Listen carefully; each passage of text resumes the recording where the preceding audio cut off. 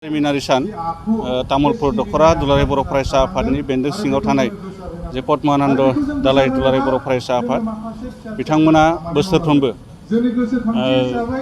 दिनैनि बे सानखौ मुंख्लं सान हिसाबै फालिबोनाय जादों।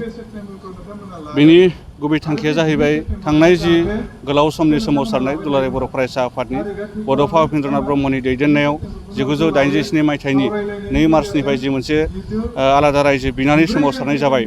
बे सोमावसारनायाव नैबे ओनसोलनिफ्राय गोबां जोहोलाव जोहोलावजोफ्रा बे सोमावसारनायाव बाहागो लादोंमोन आरो बे बाहागो लानानै जोंनि बे ओनसोलनिफ्राय पद्मानन्द हालामनिफ्राय सा 14 बर' सुबुंफ्रा बेहाय मुंख्लं जानो गोनां जादों आरो बे मुंख्लं जालांनाय बिथां जोहोलाव बिथांमोनखौ गोसोखांनानै बोसोरफ्रोमबो बे हाबाफारिखौ लानाय जायो आरो फालिबोबाय थानाय जादों। जों सानो बिथांमोननि जिउ दान होनायनि थाखाय बिथांमोननि बावसोमनायनि थाखायनो बर' हारिया दिनै थांनाय जे गोलाव समनि सोमावसारनाय 1993 मायथाइनि 20 फेब्रुआरियाव BODO मुंनि मोनसे सुक्ति जों मोननो हादों। BODO सुक्तिया जोंखौ गोजोन होनो हायासै, फिन सोमावसारनाया जाफिनदों आरो बे सोमावसारनायावबो दुलाराय बर' फरायसा आफादनि जे हांख्रायनाय बायदि नैबे ओनसोलनिफ्राय मैखोमै बाहागो लादों आरो बे बाहागो लानायावबो जोंहा गोबां सुबुं मुंख्लं जालांदों।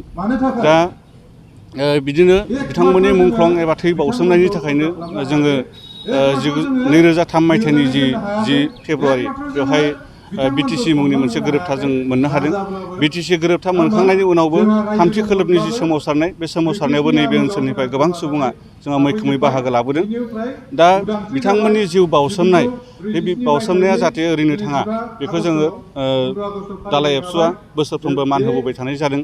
बिथांमोननि जिउ बावसोमनायनि थाखायनो जों बर' हारियाव BSc BTC आरो BTR जोङो मोननो हादों। बर'नि राव थुनलाइ हारिमु जौगानायाव बिथांमोना मैखोम बिहोमा होलांबाय।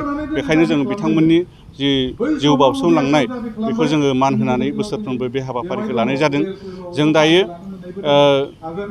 खावलायनो सानो BTRनि जि मोनसे सरकार सोलिगासिनो दङ, थांनाय 2020 मायथाइनि 27 जानुवारियाव जि मोनसे BTR गोरोबथा जाबाय, बे गोरोबथानि दफायाव बिथांमोना लिरनानै लाबोदों जे जायखिनि सोमावसारनायाव मुंख्लं जाबाय बिर जोहोलाव जोहोलावजो बिथांमोननि मुङाव 5 लाख करि माने बिथांमोना कम्पेनसेसन बा अनसुंथाइ होनायनि मोनसे बाथ्राखौ बिथांमोना रायखांदों।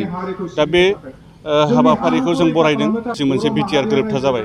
बे गोरोबथानि दफायाव बिथांमोना लिरनानै लाबोदों जे जायखिनि सोमावसारनायाव मुंख्लं जाबाय बिर जोहोलाव जोहोलावजो बिथांमोननि मुङाव 5 लाख करि माने बिथांमोना कम्पेनसेसन बा अनसुंथाइ होनायनि मोनसे बाथ्राखौ बिथांमोना रायखांदों। दा बे हाबाफारिखौ जों बरायदों।